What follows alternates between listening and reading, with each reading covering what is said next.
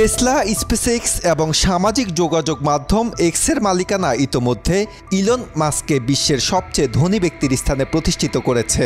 বর্তমানে তার সম্পদের মোট মূল্য $250 বিলিয়ন। আন্তর্জাতিক বিশ্লেষকদের মতে মাস্কের সম্পদ যে গতিতে বাড়ছে তা চলতে থাকলে 2027 সালের মধ্যেই তিনি প্রথম $1 ট্রিলিয়ন মালিক হতে পারেন। এটা হলে তাকে বিশ্বের প্রথম ট্রিলিয়নিয়ার হিসেবে অভিহিত করা হবে।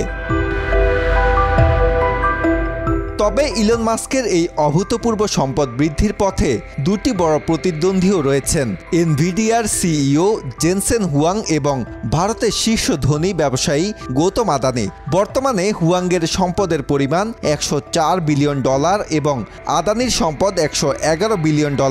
ধারণা করা হচ্ছে 2028 সালের মধ্যে এ দুজনের $1 ট্রিলিয়ন ক্লাবে যোগ দিতে পারেন।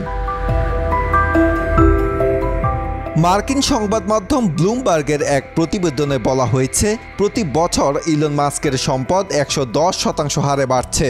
তার মালিকানাধীন বিভিন্ন প্রতিষ্ঠানের মধ্যে সবচেয়ে লাভজনক হল টেসলা। বৈদ্যুতিক গাড়ি প্রস্তুতকারী এই প্রতিষ্ঠানের 13% শেয়ার মাস্কের হাতে রয়েছে, যার মূল্য $9,300 কোটি।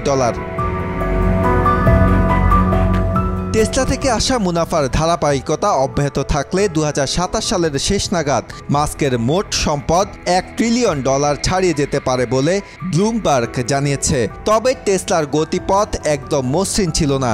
টেসলাকে তীব্র প্রতিযোগিতার মুখে পড়তে হয়েছে। এখন তারা চীনের বৈদ্যুতিক গাড়ি কোম্পানিগুলোর তীব্র প্রতিযোগিতার মুখে। এছাড়া 2022 সালে কোম্পানির স্টক মূল্য 1/3 স্টক কমে যাওয়ার কারণে তাদের অনেক লড়াই করতে হয়েছে। এমনকি 2008 সালে টেসলার প্রায় দেউলিয়া হওয়ার অবস্থা হয়েছিল।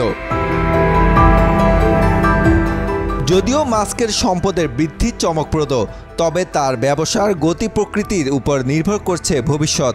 যদি তিনি কোনো বড় ধরনের আর্থিক ক্ষতির মুখে পড়েন, তবে জেনসেন হুয়াং বা গৌতম আদানি তাকে পেছনে ফেলে বিশ্বের প্রথম ট্রিলিয়নিয়ার খেতাব অর্জন করতে পারেন।